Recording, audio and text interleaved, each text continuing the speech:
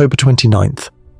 For months, astronomers have waited for this exact moment, the day 3i Atlas reached perihelion, its closest point to the Sun. A passage so critical that even minor changes in brightness, trajectory, or thermal output could rewrite what we thought we knew about this object. But as the data began streaming in, something felt wrong. The light curve didn't match the simulations. The temperature readings were inconsistent, and what some expected to be a predictable brightening turned into something far stranger. A pulse of irregular light, almost rhythmic, recorded independently by 3 different observatories. At first, it was dismissed as noise, solar interference, maybe even instrument error. But then the timing anomalies started to align, down to the minute, across separate systems. The readings from ESA, JPL, and several amateur telescopes around the world all pointed to the same conclusion. The perihelion event did not unfold as expected. Whatever happened near the Sun on October 29th, it's not what scientists modelled. And if the numbers hold, it might force a redefinition, not just of 3i Atlas, but of how we interpret interstellar objects entirely. The story begins with the simplest clue, the way its light changed. In the hours surrounding perihelion, dozens of observatories across 3 continents were tracking 3i Atlas's luminosity profile, the precise way its brightness rises and falls as sunlight reflects off its surface. The models were solid. They'd been refined for months. Based on the object's rotation rate, albedo, and estimated size, the curve should have peaked sharply, then faded smoothly as it passed behind the Sun's glare. But that's not what happened. Instead, 3i Atlas's light curve showed a jagged, staggered pattern. 3 discrete spikes, unevenly spaced, separated by moments of near darkness. The first spike came hours before perihelion. The second, exactly at closest approach. The third, oddly delayed, appeared after the object should have been dimming. The result looked less like a cometary flare and more like a pulse. Bright, dim, bright again, with each surge recorded at precisely 0.97-hour intervals. When the data reached the minor planet center, analysts assumed a calibration fault. Solar interference can do that. Saturate sensors, distort brightness, mimic rhythm. But the pattern persisted across instruments thousands of kilometers apart. The same pulse registered in Chile, Spain, and Hawaii. Even the solar orbiter, stationed millions of kilometers from Earth, caught it too. Same timing, same amplitude ratio. This wasn't noise. What made the anomaly even more striking was how localized it appeared. Normally, as a comet rounds the Sun, its coma expands chaotically. Bright spots bloom and fade unpredictably. Yet here, the pulse was coherent, as if the reflective surface itself was modulating light. Some observers described it as non-random reflectivity. Others called it controlled phase oscillation. The mathematics tell a similar story. At its brightest, 3i Atlas reflected 12% more sunlight than its pre-perihelion average, a statistically improbable jump given the energy it received. That increase wasn't gradual, it happened almost instantaneously, suggesting that part of the object's surface either changed orientation or material composition in real time. And that led to the first big question: was 3i Atlas rotating differently, or was something on it moving independently? When astronomers re-examined its rotational parameters, they found small but meaningful inconsistencies. The object's apparent spin period shortened by 0.004 hours, about 14 seconds, during perihelion. That might sound trivial, but for a body travelling nearly 100 kilometers per second, it's the kind of precision change you'd expect from an engineered stabilization, not a random gravitational effect. A handful of researchers at the Harvard-Smithsonian Center for Astrophysics noted that this change aligned almost perfectly with the brightness peaks, as though the object's spin itself was linked to the light modulation. Could that mean the surface was adjusting to control temperature or trajectory? Skeptics point to dust jets, uneven outgassing that can mimic such effects, but no natural comet has shown triple-peaked reflectivity synchronized across instruments before. Not even 2I/Borisov, the last confirmed interstellar visitor, behaved remotely like this. This is where the data turns from curious to uncomfortable. The final brightness peak, the one recorded hours after perihelion, occurred while 3i Atlas was already moving away from the Sun, entering a cooler zone where such illumination should have faded. Instead, the light surged, not from the solar-facing side but from the shadowed hemisphere, a glow from the dark side. That reading forced a new round of analysis. If sunlight couldn't explain it, what could? Thermal inertia, reflection from surrounding plasma, internal luminescence. None fit cleanly. Some data points even showed a narrow band spike near 850 nanometers, infrared emissions more consistent with heated metal than sublimating ice. By midnight UTC, the European Space Operations Centre flagged the anomaly internally. The note was brief. Possible artificial reflectivity event pending confirmation. It was never released publicly. Meanwhile, social media astronomers caught it first. Amateur skywatchers comparing exposure frames noticed the flicker before any agency commented. Within hours, the light pulse theory spread faster than official explanations could keep up. Still, no one could explain why 3 perfectly timed pulses appeared from an object supposedly tumbling through interstellar space. And yet, this was only the beginning. The light curve was just the first symptom of something far deeper.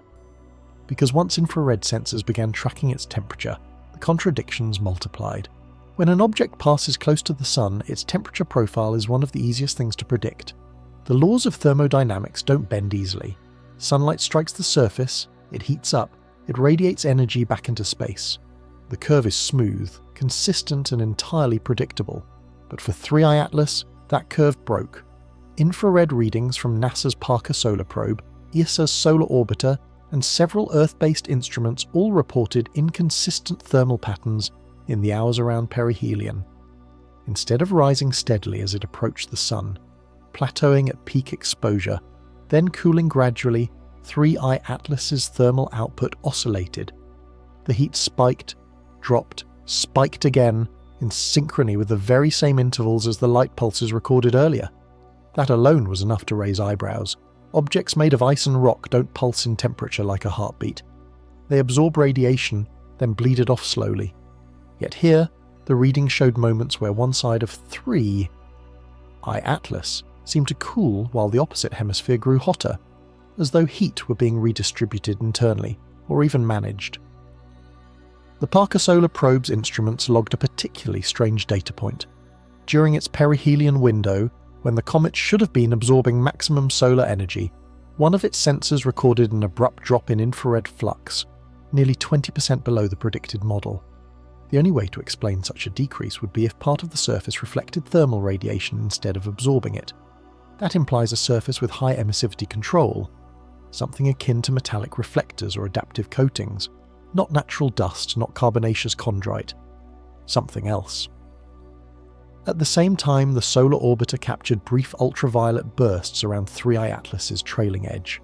Ultraviolet emissions in that wavelength range usually indicate ionized metal atoms, not gas or dust. Nickel, cobalt, and a faint trace of molybdenum, all elements that, when vaporized, create signatures commonly seen in industrial alloys under extreme heat. When the spectra were first analyzed, the team at ESA assumed contamination from the Sun's own corona. But the chemical ratios didn't line up. The Sun doesn't produce localized nickel lines at that intensity. It was as if something in or on 3I Atlas was shielding, absorbing or re-emitting solar radiation in a way nature rarely allows. To some researchers, that suggested a hollow or layered structure, an exterior that could redirect heat to maintain equilibrium. To others, it hinted at outgassing jets ejecting metallic dust. But the real problem came when comparing the data from different observation angles. While the solar orbiter measured the object's day side at 480 Kelvin, reasonable for that proximity to the Sun, Parker's instruments, looking at the opposite hemisphere, recorded nearly double that temperature for a brief 4-minute period, 960 K. That's hotter than the melting point of many silicates, hot enough to liquefy metal oxides. Yet 3I Atlas didn't fragment, didn't break apart, didn't even flare. It held steady. That's when a small internal memo circulated through the Jet Propulsion Laboratory's heliophysics division. It mentioned thermal phase inversion, a situation in which a body appears to emit more energy than it absorbs. That shouldn't happen without an internal heat source or some sort of active regulation. The phrase quietly disappeared from later reports. When astronomers at the Subaru telescope in Hawaii ran the numbers again, they realized something subtle. The object's thermal lag time, the delay between heating and cooling, was too short. Instead of hours, it was minutes. A surface that responds that quickly to temperature shifts suggests high conductivity, perhaps metallic, perhaps even engineered. Still, the official explanation remained conservative. Patchy surface activity, uneven jetting, maybe a rotating cluster of dust reflecting light. Yet that explanation kept collapsing under one inconvenient fact. The heat emissions were directional. The hottest region wasn't pointing toward the sun, it was offset by about 14 degrees, aligned with the same vector as the asymmetric plasma jets captured shortly after. And that brings the story to its next pivot. Because while the heat was already behaving abnormally, the ejected material around 3I Atlas revealed an even stranger geometry, one that didn't match any natural cometary jet ever observed. In most comets, jets are chaotic. They burst from weak spots where volatile ices sublimate under sunlight. They twist, fan out, and flicker as the surface rotates. Nothing about them is organized. But when astronomers began analyzing the high-resolution imagery from the Solar and Heliospheric Observatory, SOHO, and the ESA's solar orbiter, the pattern emerging from 3I Atlas told a different story. Its jets were not only directional, they were predictable. 3 primary outflows were recorded during perihelion, each emerging from nearly identical longitudinal coordinates on the surface. Their vector alignment was so precise that when plotted against the object's spin axis, they formed a stable, triangular thrust geometry, an orientation that would, if intentional, stabilize motion rather than destabilize it. That geometric stability baffled researchers. Cometary jets shouldn't self-correct. They're erratic. Random outgassing should create torque, slowing, or wobbling rotation. But telemetry data from the European Space Operations Centre showed that 3I Atlas maintained a perfectly constant spin rate throughout the event. No deceleration, no drift. In fact, after perihelion, its angular momentum increased slightly, as if the jets provided a stabilizing impulse. That kind of sustained equilibrium doesn't happen by accident. The leading hypothesis from the Max Planck Institute for Solar System Research proposed a peculiar explanation: synchronized outgassing from distributed vents due to internal fracturing. In other words, natural, but coordinated pressure points. But others quietly noted that the vents seemed too evenly spaced, as if positioned with intent. The solar orbiter's ultraviolet spectrograph captured another detail. Each jet emitted a slightly different spectral signature. One was rich in carbon monoxide, another in molecular oxygen, and the third, the most puzzling, thrust us to nickel vapor. That last emission wasn't expected at all. Nickel doesn't simply sublimate, it requires immense heat, well beyond what solar radiation could produce naturally at that distance. If those jets were indeed nickel-rich, they weren't just venting, they were interacting with the surrounding plasma, possibly using it. NASA's Parker Solar Probe, which was monitoring local solar wind conditions, recorded micromagnetic fluctuations coinciding with the jet emissions. Subtle ripples that looked more like controlled bursts than chaotic releases.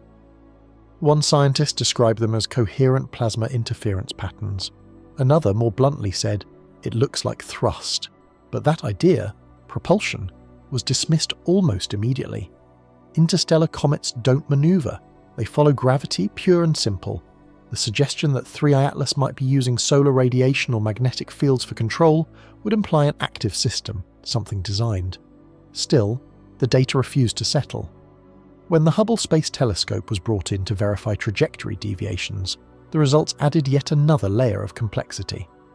Between October 27th and 30th, as the jets fired intermittently, 3I Atlas's velocity vector shifted by 0.2 meters per second. Minuscule, but measurable. The direction of that drift matched the vector predicted if those 3 jets had acted in unison as stabilizing thrusters. In simple terms, the object adjusted its course, ever so slightly, at the exact time those jets ignited. Skeptics again pointed to natural causes: uneven heating, venting, or rotational bias. But no previous comet, not Borisov, not Oumuamua, ever exhibited synchronized ejection patterns across multiple vents that sustained a uniform geometry for hours. And this wasn't just geometry. High-resolution imaging revealed the jets were not diffuse plumes of dust, but narrow columnar outflows, beams almost, constrained within remarkably tight angles.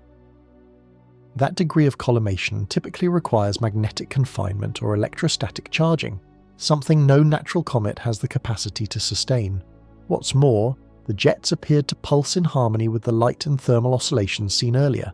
3 bursts of light, 3 heat inversions, 3 plasma ejections. The timing was identical. It all pointed toward a mechanism, a sequence, repeating with precision. And then came the timing discrepancy that deepened the mystery even further.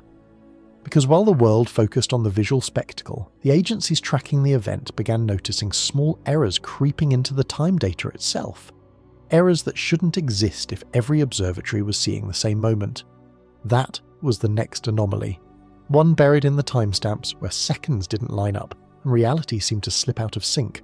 Every observation of 3I Atlas's perihelion was timestamped down to the millisecond.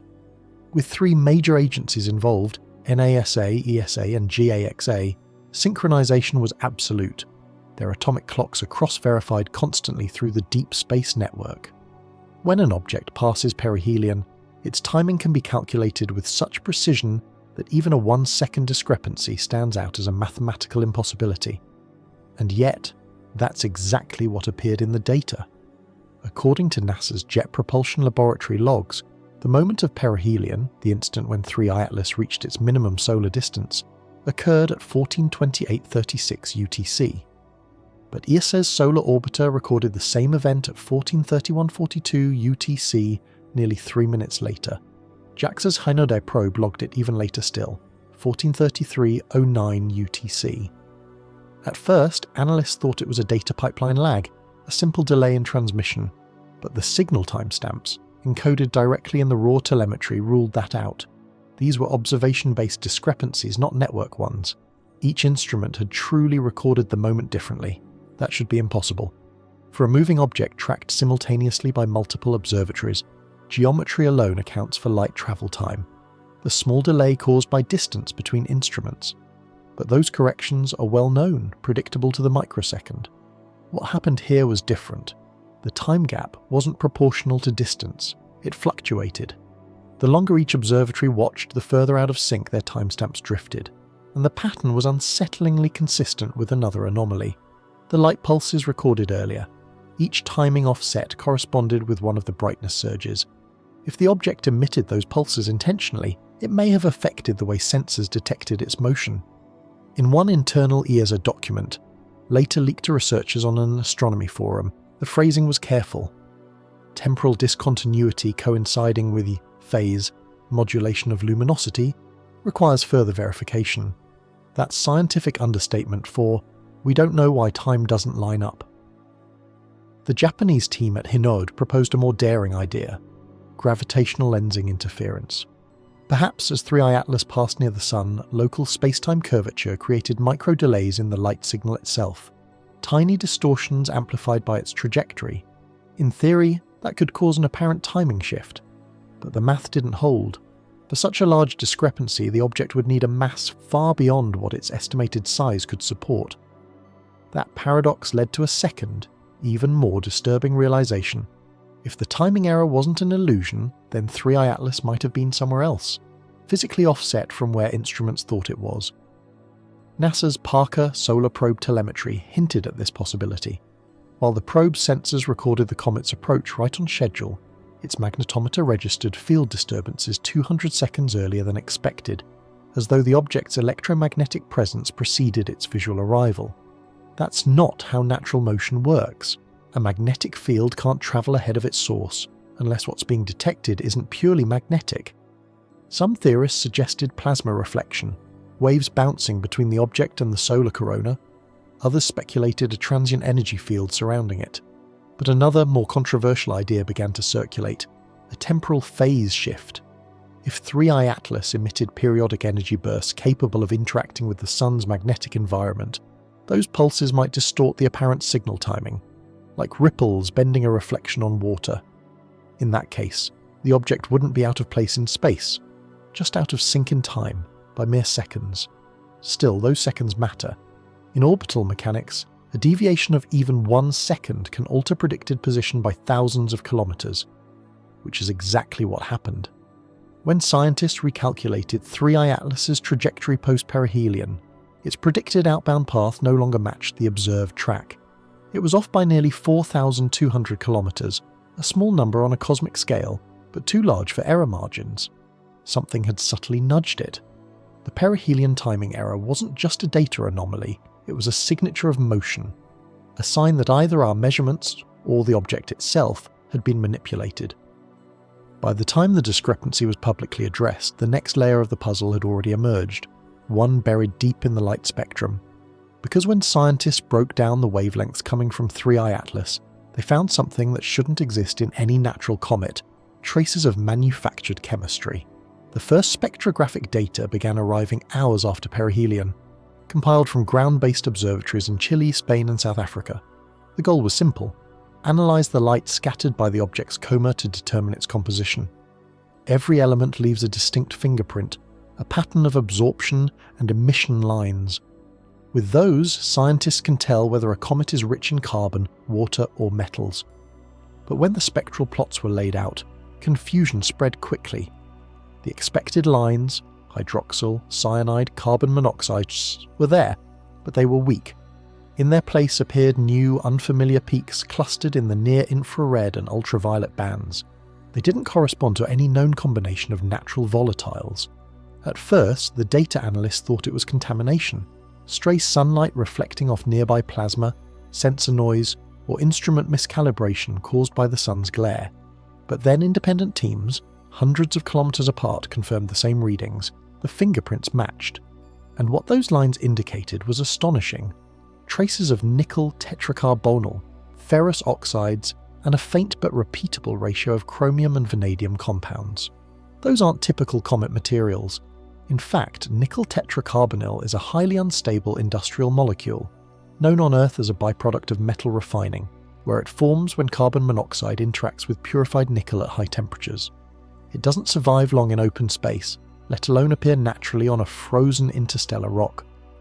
The detection came from 3 different spectrographs: the Very Large Telescope in Chile, the Nordic Optical Telescope in the Canary Islands, and NASA's Infrared Telescope facility in Hawaii. All 3 instruments detected the same molecular structure, within error margins too tight to dismiss.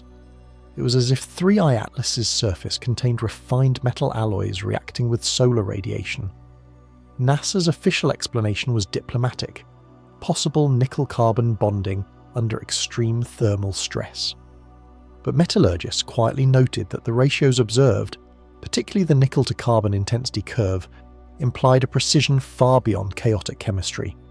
Natural processes produce gradients, not ratios that hold steady across multiple readings, and yet that's exactly what 3I Atlas showed: steady composition across 3 emission peaks, spanning over 4 hours.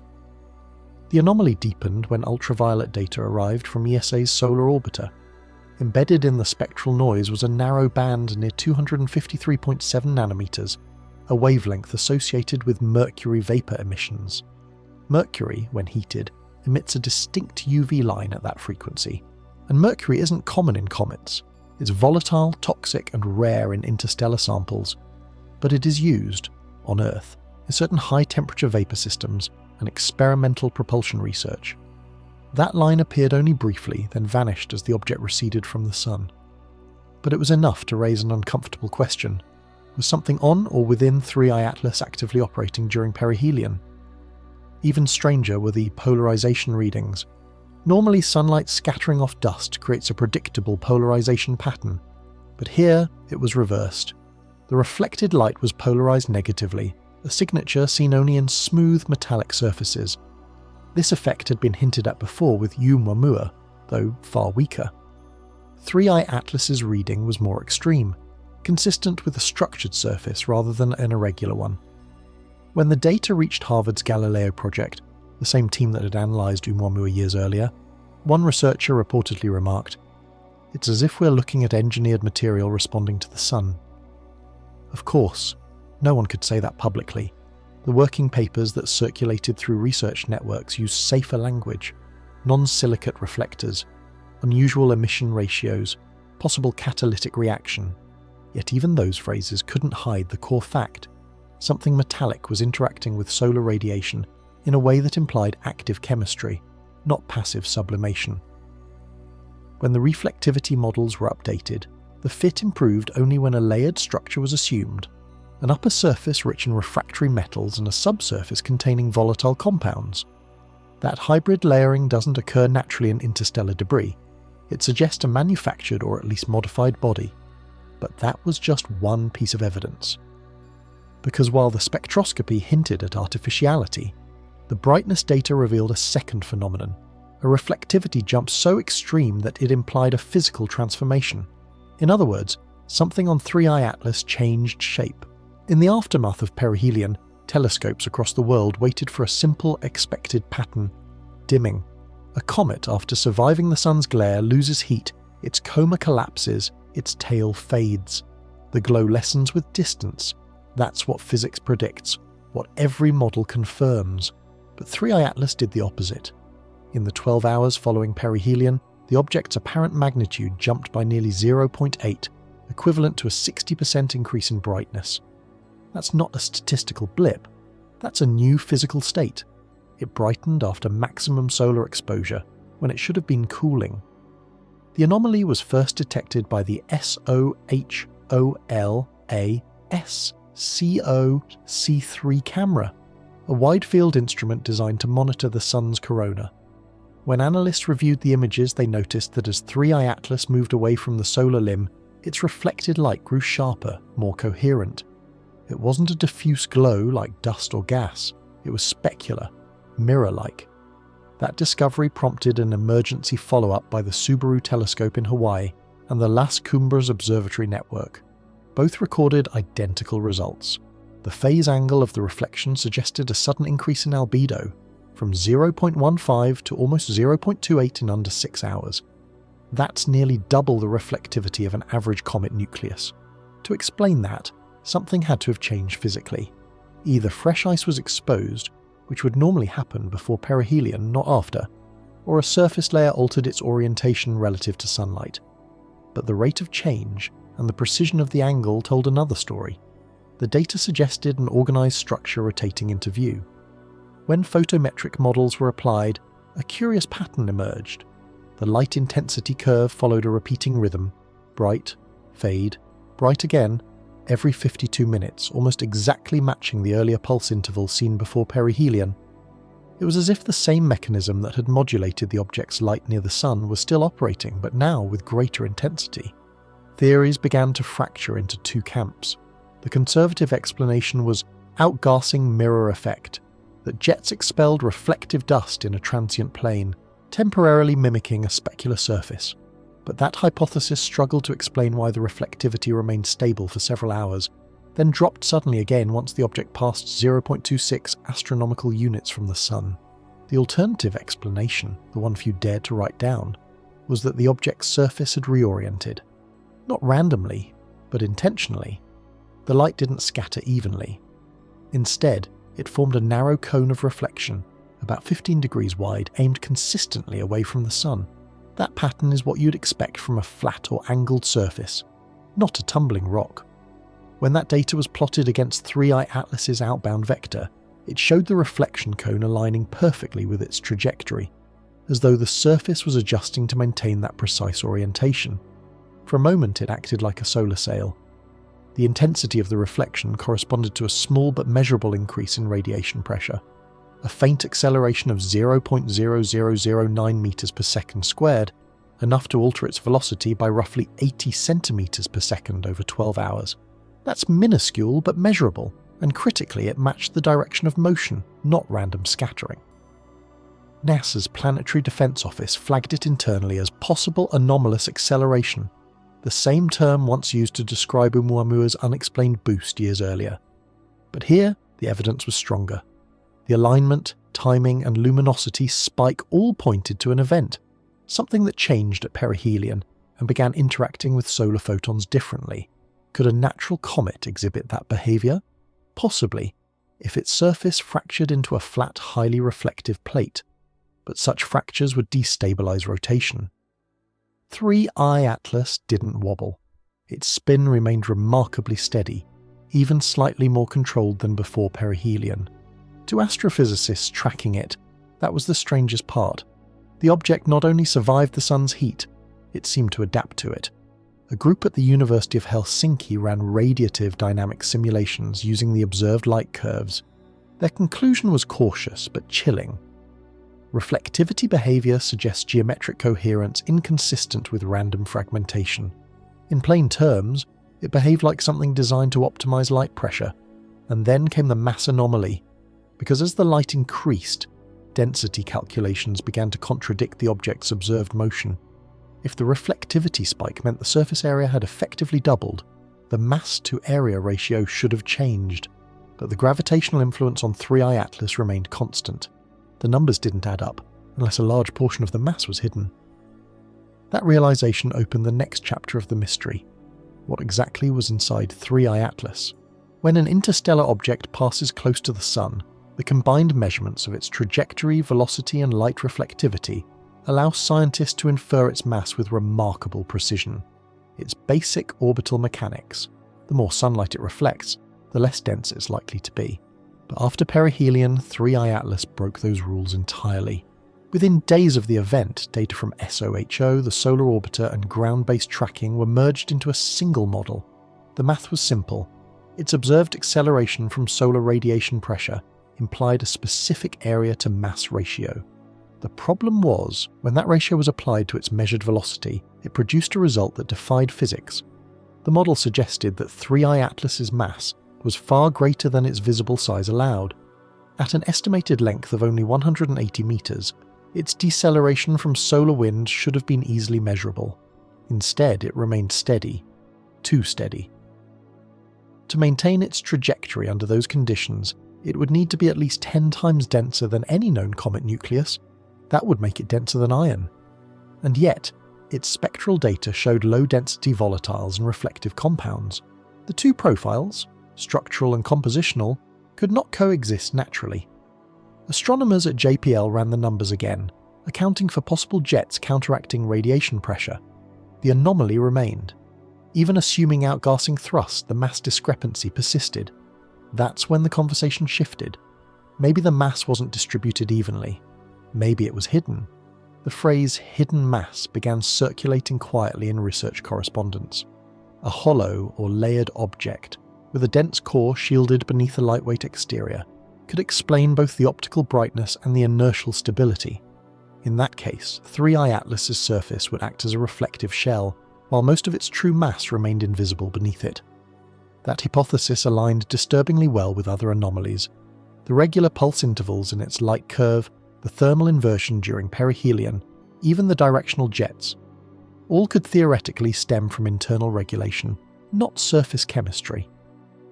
A report from the European Space Astronomy Centre, classified internal use only, attempted to quantify the discrepancy.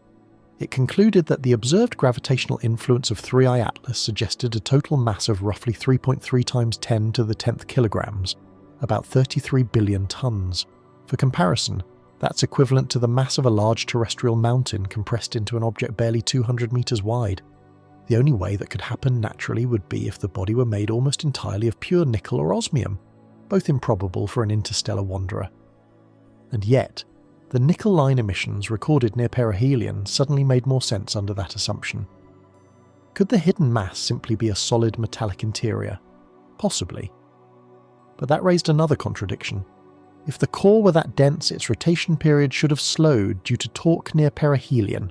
Gravity and solar tides should have affected it noticeably. Instead, its rotation sped up slightly. That's not behavior consistent with an inert lump of metal. It's consistent with active stabilization. One speculative model, circulated among heliophysics researchers but never published, proposed that the mass anomaly could stem from a magnetically shielded core. If the internal structure generated its own electromagnetic field, it could distort how nearby instruments inferred its inertia. In other words, it would appear heavier than it actually was. But there's another simpler explanation. Maybe the instruments weren't wrong. Maybe the object really was that massive, and most of it simply wasn't visible. Infrared backscatter readings taken from Parker Solar Probe support that notion. The probe's instruments detected faint microwave echoes lagging milliseconds behind reflected solar waves. The timing of those echoes implied penetration through multiple layers of differing densities, as if radar were bouncing through an internal structure, not a single solid body. A layered construct, hollow regions, dense shielding inside. Whatever it wasn't a uniform rock of ice. Some speculated it could be a fragmented core held together by an unusually cohesive material. Others suggested a thin, reflective shell encapsulating a dense nucleus, not unlike a containment casing. But if that's true, then something had to be keeping the shell intact against extreme thermal stress. That mystery deepened when gravitational modelling revealed another impossible clue. As 3I Atlas moved away from the Sun, its deceleration curve flattened, as though an external force was resisting the Sun's pull. It wasn't free-falling through the solar system, it was managing its motion. And that realization led scientists to re-examine the post-perihelion trajectory data, because whatever was inside that object wasn't just heavy, it was active. By October 30th, as the Sun's glare began to fade, the global tracking network reacquired 3I Atlas. At first, nothing seemed unusual. It was right where the predictive model said it should be. But within hours, small discrepancies began to appear. When the European Space Operations Centre compared its trajectory to NASA's JPL ephemerides, the two didn't match. The deviation was slight, a few hundred kilometres at first, but as the hours went on, it kept growing. And the direction of the error told a story. Instead of slowing as expected after perihelion, 3I Atlas appeared to gain velocity. Not a dramatic boost, but a sustained, measurable drift. A persistent increase of about 0.12 meters per second squared. That might sound insignificant, yet over several hours, it added up to thousands of kilometers of positional offset. No natural explanation fit cleanly. When comets experience acceleration, it's usually caused by outgassing, jets of gas acting like miniature thrusters as sunlight vaporizes subsurface ice. But those forces are chaotic, rotationally destabilizing. In this case, 3I Atlas's spin stayed constant, its orientation unchanged, and the acceleration wasn't random. It was directional, perfectly aligned with its outbound vector, as if pushing itself away from the Sun. That consistency was the problem. ESA's solar orbiter recorded a faint but repeating plasma plume trailing behind the object, visible only under specific wavelengths. It pulsed faintly, synchronized with the same 52-minute interval seen in its light curve and reflectivity cycle. The implication was staggering. The same rhythmic mechanism that altered its brightness might now be controlling its movement. At the Jet Propulsion Laboratory, analysts double-checked everything: solar wind drag, radiation pressure, instrument calibration. Nothing could account for it. When they ran the orbital projection again, something unprecedented appeared. 3I Atlas wasn't following a pure Keplerian path anymore. Its orbit had a microcurvature deviation, a subtle but real departure from the gravitational baseline, as if an additional low-intensity thrust was continuously at work. That thrust wasn't constant, it fluctuated. Between 200 hours and 800 hours UTC on October 30th, the acceleration dropped, then rose again, in a perfect rhythm matching the object's own rotational period. The effect was almost like propulsion cycles, bursts of controlled motion timed to rotation. When data from the Parker Solar Probe was included, the pattern became clearer. As 3I Atlas moved through the inner solar wind, its electromagnetic signature fluctuated in tandem with these velocity changes. The probe detected recurring magnetic field ripples, regular, evenly spaced, each corresponding with a microburst of speed. It was as if the object were interacting with the solar wind using it. Scientists at Caltech's Space Radiation Laboratory proposed an exotic possibility. 3I Atlas might possess a plasma-conductive surface capable of converting solar radiation and charged particles into directed thrust, effectively a photonic or magnetoplasma sail. In theory, it would use the Sun's own energy to control acceleration, without propellant.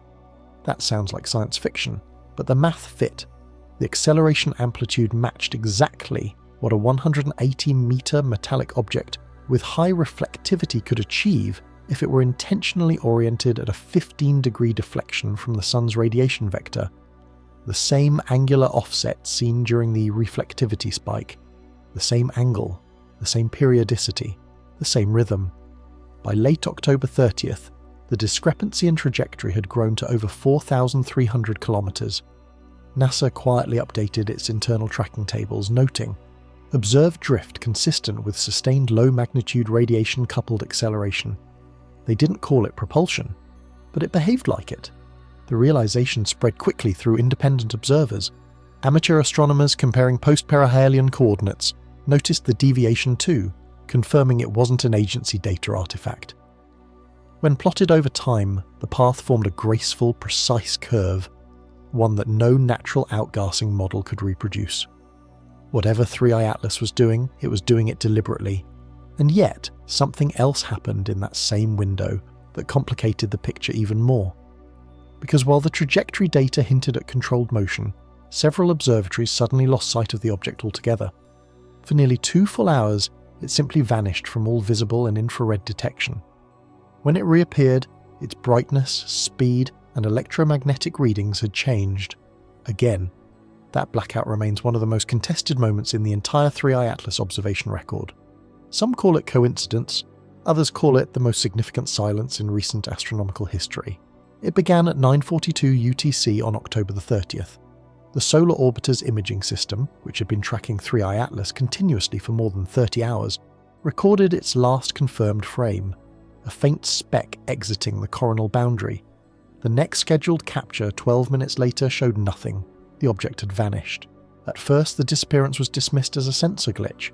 Solar interference can easily blind an instrument for minutes, sometimes hours. But when ESA technicians checked the telemetry, they found the camera functioning perfectly.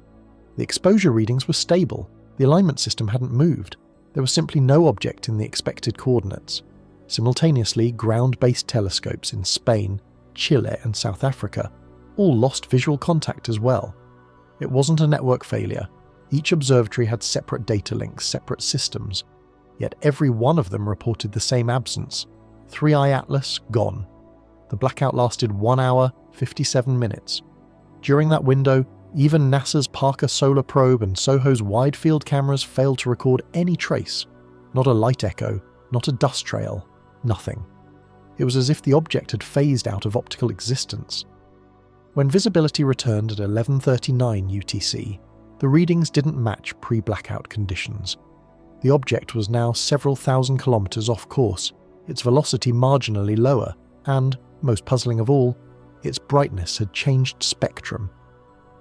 Before the gap, the reflected light was dominated by the same metallic wavelengths observed since perihelion. Afterward, the spectral ratio had shifted toward neutral grey, subdued, diffused, less coherent. In other words, whatever surface had been reflecting sunlight like a mirror was now matte. That transformation shouldn't be possible naturally, not in less than 2 hours, not without fragmentation. Yet high-resolution analysis revealed no debris field. The object was still intact, its rotation unchanged. So what happened during that blackout? The official explanations were vague. ESA called it temporary visibility loss due to solar background saturation. NASA used the phrase data dropout period. Both avoided mentioning that all observatories, including those far from the sun's interference zone, lost the signal at the same time. Behind closed doors, the situation triggered a flurry of encrypted communications among agencies. Multiple teams attempted to reconstruct the missing data using indirect methods: magnetometer readings, heliospheric plasma measurements, solar wind deflections. The goal? Find any trace of interaction that could reveal what occurred during those 2 hours. What they found was subtle, but deeply unsettling. Parker Solar Probe's magnetometer recorded a sharp, transient field inversion at 10:27 UTC, right in the middle of the blackout window. For approximately 3 minutes, the magnetic polarity in the region around the object flipped, then normalized. That phenomenon is not consistent with simple solar activity. It was local, isolated, and decayed too quickly to be coronal in origin. The same inversion appeared faintly in Solar Orbiter's plasma wave data. It was as though a self-contained electromagnetic field had collapsed, then restarted. If that interpretation is correct, 3i Atlas may have temporarily shut down. Some theorists speculated about internal reorientation, a maneuver, or a protective response to solar stress. Others suggested something even stranger, that the object's exterior configuration might have changed during that unseen period. The shift in reflectivity afterward hinted that whatever surface had been active before was no longer the same. The blackout left a hole not just in the timeline but in the narrative. It fractured the data continuity that agencies rely on to confirm what's real and what's error. Without those 2 hours, no one can say for certain how 3i Atlas transitioned from a high albedo, accelerating body to a dimmer, slower, seemingly stabilized one. And yet, this wasn't the only inconsistency, because as soon as the object reappeared, agencies released conflicting reports. Numbers didn't match, timelines diverged again. The scientific record itself began to fracture, just like the data it described. By October 31st, every major observatory capable of tracking the object had submitted its post-perihelion analysis. Normally, those reports converge, within margins of error at least, but this time the numbers were irreconcilable. NASA's Jet Propulsion Laboratory released preliminary telemetry showing 3i Atlas on an outbound hyperbolic trajectory consistent with a velocity of 93.7 km per second, brightness magnitude 13.9, and a minor acceleration anomaly of plus 0.0008 meters per second squared. ESA, however, listed a velocity of 92.1 km per second, brightness magnitude 14.6, and no acceleration anomaly at all. Meanwhile, the Japan Aerospace Exploration Agency, JAXA, published a private memo citing possible deceleration phase consistent with rotational jet activity. 3 agencies, 3 incompatible outcomes, from acceleration to none to deceleration, describing the same 200-meter object in the same 12-hour period. This kind of inconsistency doesn't happen, not with the precision of modern telemetry, not when atomic clocks are synchronized across the deep space network. Behind the scenes, data analysts began comparing timestamps, file hashes, and exposure metadata.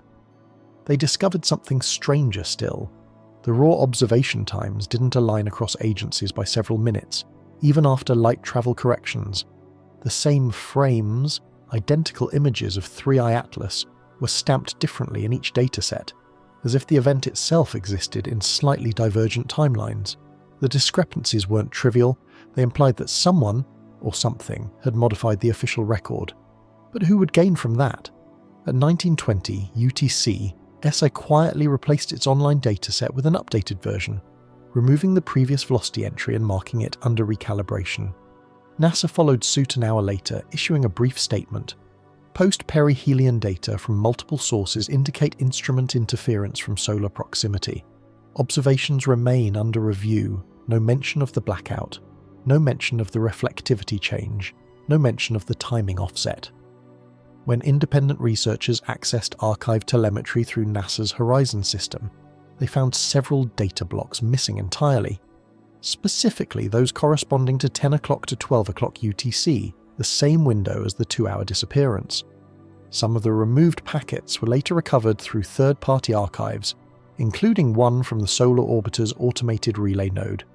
They contained faint but unmistakable electromagnetic oscillations inconsistent with background solar activity, the same kind of structured waveform you'd expect from artificial interference or a controlled emission. Within 48 hours, the debate spread through academic channels. The Harvard-Smithsonian Astrophysical Data Repository, the European Southern Observatory, and Japan's Institute of Space and Astronautical Science all reported conflicting photometric measurements. The same object, measured from different instruments, appeared to have slightly different brightness decay rates, as if there were more than one 3i Atlas, or a variable reflective geometry that changed per observer angle.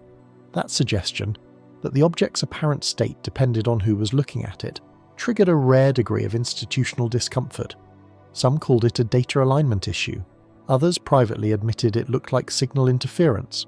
A small team within the Galileo project conducted its own independent analysis. Their summary, never formally published but leaked to astronomy forums, concluded the available spectral, photometric and timing data cannot all be reconciled under any known natural or instrumental model. Discrepancies in independent datasets suggest non-random data alteration, possibly field-induced. In plain language, something was actively modifying the measurements themselves. Then came the final straw. When ESA released its revised chemical analysis and supposedly correcting earlier sensor noise, a new emission line appeared, one absent in all previous datasets. It was faint but clear, nickel emission at 341.4 nanometers, the same spectral signature earlier dismissed as an error, only this time it was stronger. That reappearance reignited the debate and pointed directly back to the composition anomaly first seen near perihelion. Nickel isn't rare in the cosmos, but its behaviour here was. Ordinary comets and asteroids contain traces of nickel-iron compounds in their cores, remnants of stellar formation. When exposed to heat, they vaporize unevenly, creating broad, smeared spectral lines. What 3I Atlas showed was the opposite: sharp, discrete, and rhythmic emissions that appeared, vanished, then reappeared with near-perfect timing. The first nickel signature was recorded during perihelion, embedded within the infrared and ultraviolet spectra. The second emerged in the post-perihelion phase, weaker but still measurable, during the mysterious blackout window when the object disappeared. The third came after reappearance, when the object's reflectivity spiked again, only this time in short bursts every 52 minutes, matching its light and thermal modulation cycle. That repetition was the key. If the nickel signal were random, it would vary with solar exposure. Instead, it pulsed like a beacon, stable amplitude, fixed interval. When researchers at the University of Bern overlaid the timing of those spectral bursts on top of the object's velocity drift data, the correlation exceeded 0.96, a near-perfect match. In other words, every time the nickel emission flared, 3I Atlas's velocity changed fractionally. It was as though the nickel wasn't just a byproduct, it was part of a mechanism. Nickel, especially in carbonyl or vaporized form, behaves peculiarly under intense heat and magnetic fields. It absorbs energy, releases it as narrow-band radiation, and can catalyze reactions in metallic plasma environments. Some of these same principles are studied in experimental propulsion research, specifically in the development of magnetoplasma thrusters and thermochemical engines. So when the nickel lines kept resurfacing, perfectly synchronized with motion changes, a few physicists began to whisper the unthinkable. 3I Atlas might be generating controlled energy. No one said engine, not officially, but the language in technical papers began to shift. Terms like directed energy redistribution and structured outgassing modulation appeared, euphemisms that, stripped of caution, simply mean control. One ESA internal note, flagged restricted dissemination, summarized the situation bluntly. Nickel-based emissions appear correlated with trajectory stabilization. If verified, mechanism involves active thermal management inconsistent with natural sublimation. In plain language, something in or on 3I Atlas was deliberately managing heat, and using nickel to do it. When astronomers reanalyzed the raw spectra, they noticed something even more striking. The nickel emissions were unusually pure. Natural nickel signatures are mixed with iron and cobalt, but here the ratio was exactly 100:1, identical to refined industrial alloys used on Earth for thermal shielding and high-temperature engineering. That ratio repeated across every detection like a fingerprint. To confirm it wasn't instrument contamination, a cross-check was run using different calibration baselines. The signal persisted. The frequency, amplitude, and relative strength were all consistent across multiple instruments and hemispheres. The conclusion was unavoidable. The nickel wasn't random material inside the comet. It was uniform, specific, and behaving as if part of an engineered composite layer. Then, another discovery pushed the theory further. When the solar orbiter's magnetometer readings were plotted alongside the nickel emission peaks, they revealed microspikes in local magnetic field strength, tiny, symmetrical increases at each pulse. That means the nickel wasn't just glowing, it was ionized. Ionized metal vapor, cycling in regular intervals synchronized with velocity drift. That's propulsion, or at the very least a controlled electromagnetic phenomenon acting like propulsion. At this point, the internal tone of scientific discussions changed. Words like artifact, object, or comet began to give way to body, system, and finally, craft. Quietly, never in public. But the implication was clear enough, and the nickel wasn't the only clue. Data from Soho's LASCO cameras showed faint angular shadows extending from the object during certain light bursts, as if reflective panels or layered surfaces were briefly catching sunlight, then retracting. Each panel seemed to correspond with a nickel flare. If those structures were directing or focusing energy, They might explain how such emissions could be maintained without disintegration. By late October 31st, a new pattern emerged. 3I Atlas's outbound path wasn't just accelerated, it was adjusted. Its course bent subtly toward the ecliptic plane, the region of orbital stability where most of the solar system's planets reside. The alignment was exact, deliberate looking. It was as if the object, after perihelion, had chosen its lane. This realization gave birth to what researchers quietly called the ecliptic hypothesis, that 3I Atlas wasn't drifting, but navigating. Because when you follow the nickel trail, its rhythm, direction, and pattern, it doesn't point outward into interstellar space, it points toward the inner system. When the first full post-perihelion trajectory maps were published on October 31st, most analysts assumed the numbers were preliminary. The plotted path, a smooth arc across the inner solar system, looked plausible, but subtle details began to emerge as more data streamed in. Each hour, its position shifted slightly off the predicted curve, always in the same direction, inward toward the ecliptic plane.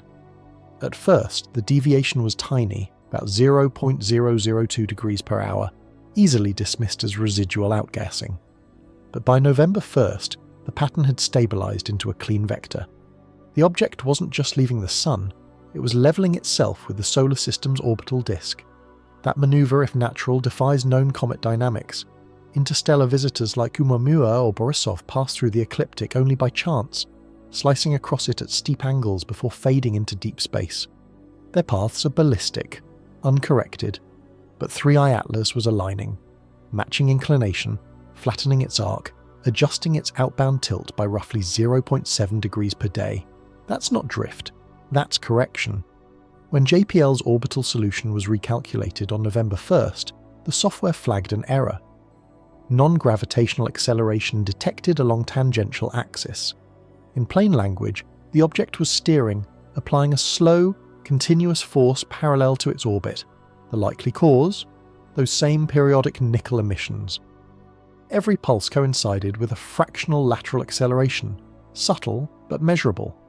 The result was a long, graceful bend, a steady migration from a high-inclination interstellar path toward a near-solar plane orbit.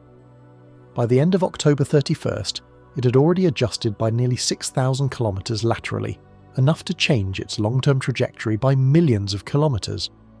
The solar orbiter's plasma instruments recorded electromagnetic interference peaking precisely during those lateral shifts.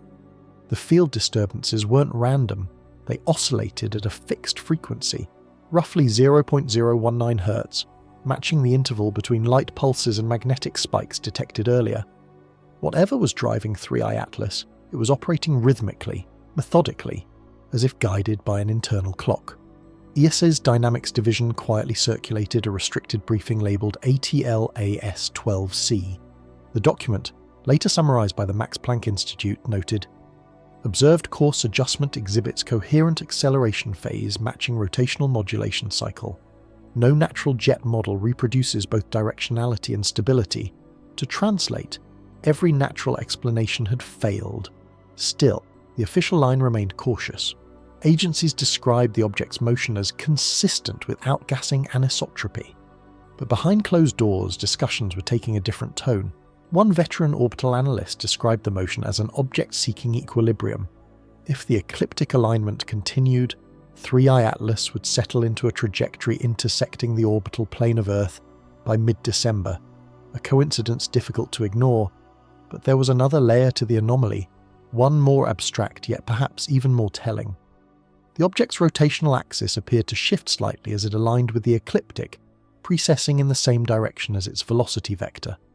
That kind of gyroscopic correction requires torque, not random torque, but precisely calculated counter-rotation. Some speculated about natural resonance with the solar magnetic field. Others suspected a more deliberate system, a magnetic or photonic control mechanism embedded within the object's core.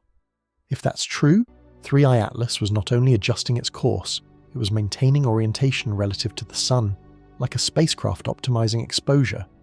The deeper analysts looked, the clearer it became that the object's motion exhibited feedback behavior. Every change in solar wind intensity prompted an immediate proportional correction. That's not passive dynamics. That's response. And perhaps most unnervingly, this response grew more refined over time. Between October 30th and November 1st, the amplitude of course corrections decreased by half, even as precision improved.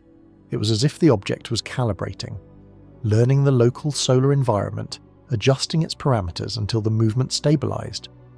By then, a few voices inside the research community stopped calling it a comet altogether. They began using another term, the system. No one dared to define what that meant. But if 3I Atlas truly was controlling its path, if it was, in essence, navigating, then the question wasn't just how, it was why. Because trajectory implies destination, and as that realization set in, quiet unease spread through every institution still analyzing its data. There was no consensus anymore, only speculation, factions, and doubt. When 3I Atlas was first detected months ago, it united the global research community. Every observatory, from Hawaii to Chile, from Japan to Spain, shared the same objective: track, model, and understand the first interstellar object to approach the Sun this closely. But after perihelion, the data stopped aligning, and so did the scientists. In early November, the emails leaked. One thread from ESA's heliophysics division, marked internal, not for public dissemination, contained an unmistakable sentence: the observed course correction remains inconsistent with passive forces.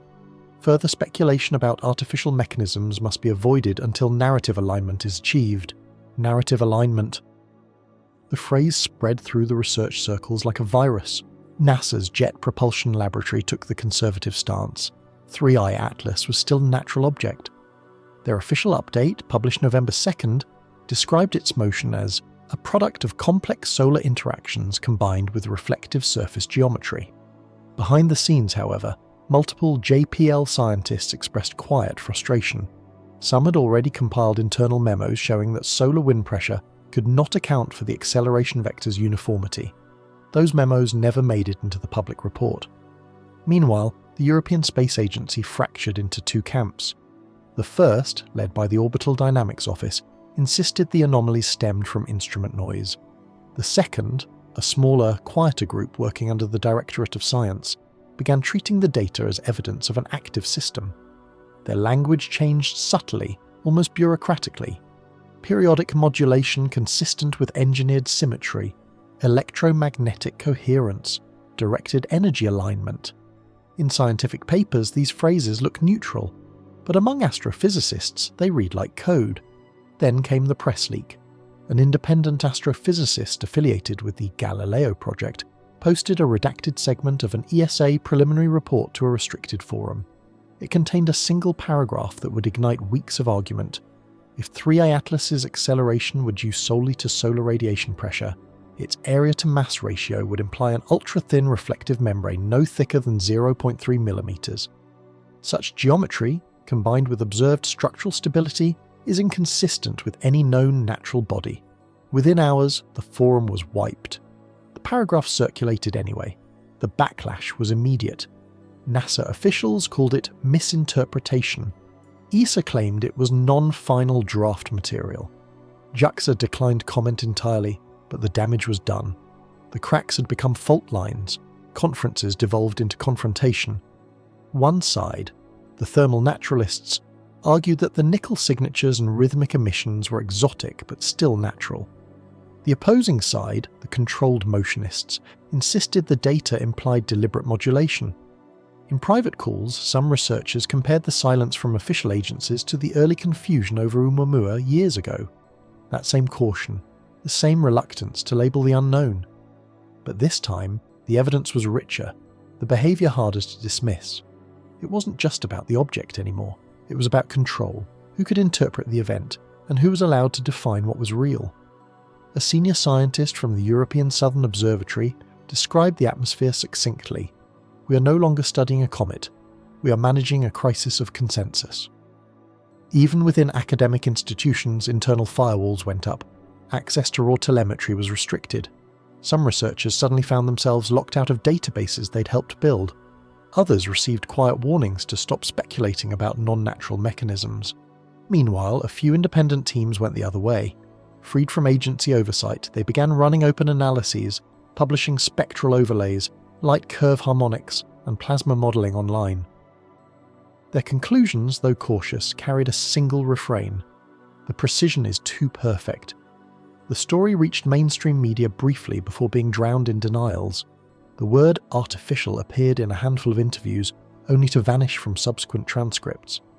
Major outlets reverted to calling 3I Atlas a highly unusual comet, but among those who'd seen the unfiltered data, the mood had shifted from excitement to unease. The object's apparent intelligence, its ability to adapt, to stabilize, to align, had become undeniable to anyone reading between the lines. And yet, no one wanted to be the first to say it aloud.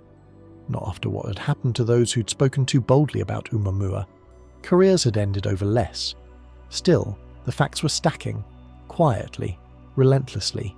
The spectral anomalies, the rhythmic emissions, the perihelion blackout, the controlled velocity drift, the ecliptic alignment. Every unexplained fragment was converging on one conclusion: 3I Atlas wasn't behaving like a comet, it was behaving with purpose. As the dust settled, one final report circulated through private channels, unsigned, unattributed, but verified by multiple recipients. It summarized the entire situation in a single line. Consensus cannot be maintained where observation contradicts narrative. The scientific front had fractured. All that remained was a simple, unavoidable question. If this object wasn't behaving naturally, what were the implications for everything humanity thought it understood about interstellar visitors? By early November, the debate was no longer about data, it was about meaning. For decades, science has operated under one assumption: that anything crossing through our solar system is passive, debris, fragments, wanderers from distant stars obeying the same laws of motion as everything else. But 3I Atlas shattered that framework. Every observation since perihelion pointed toward an object that responded to its environment, not merely endured it. And if response implies intention, then something deeper is at play. In closed-door meetings, the word artifact began circulating quietly among researchers, not officially, never in print. But it appeared in encrypted messages, off-record conversations, and anonymized internal memos. Some scientists resisted the term, arguing that artifact implied an origin, and they weren't ready to make that leap.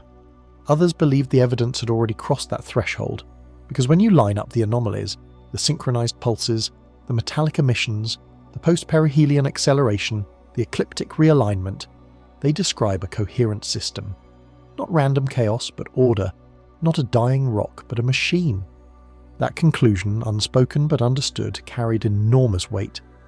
If 3I Atlas is a machine, or even partially artificial, it means that at least one civilization, somewhere beyond our sun, built something capable of interstellar travel, of surviving solar proximity, of performing controlled maneuvers inside another star's gravity well. That isn't just an astronomical discovery, it's a paradigm shift. But the implications go even further. If 3I Atlas was sent, then why here? Why now? Why align with the ecliptic, the plane of our planets, of our home, instead of escaping back into deep space as every other interstellar object has done? The probability of coincidence is vanishingly small. A team at the University of Cambridge attempted to calculate the odds of a natural interstellar body achieving such a trajectory by chance. The result? Less than 1 in 10 to the power of 9. That's rarer than a supernova visible to the naked eye occurring twice in the same century. It's hard to call that random. Others speculated a different angle. Perhaps it wasn't targeting the ecliptic. Perhaps it was using it. The solar plane offers gravitational and electromagnetic stability, an ideal path for observing planetary systems, a natural choice for a probe, not a comet. And yet, amid the growing whispers of artificiality, some scientists turned their focus inward, toward what this discovery meant for humanity itself. If something built 3I Atlas, and if it has been here before, as some historical orbit models now suggest, then we may have been observed long before we had the tools to see it. Perhaps every interstellar visitor wasn't random. Perhaps we just weren't paying attention. The philosophical shock began to rival the scientific one. Astrobiologists warned that confirmation of artificial origin could destabilize public confidence in science, religion, even geopolitics. Agencies debated disclosure protocols, some invoking procedures originally drafted for non-terrestrial intelligence contingencies, documents that officially don't exist.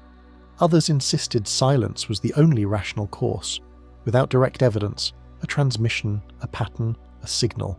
The story could still be contained under the familiar label of unexplained natural behaviour, but silence only deepened suspicion. Independent astronomers were already publishing their own interpretations. Amateur spectrographs replicated the nickel emission lines. Citizen analysts plotted the trajectory drift, confirming the ecliptic alignment. The data was no longer controllable. The question had escaped the labs, and behind it came a more unsettling one. If 3i Atlas was built, what was it built to do? Observation, exploration, seeding, surveillance? No one knows. The object remains too far, too small, too silent. It emits no discernible radio signal, no beacon, no code. Whatever communication it may use, if any, operates beyond our current understanding, but silence is not absence.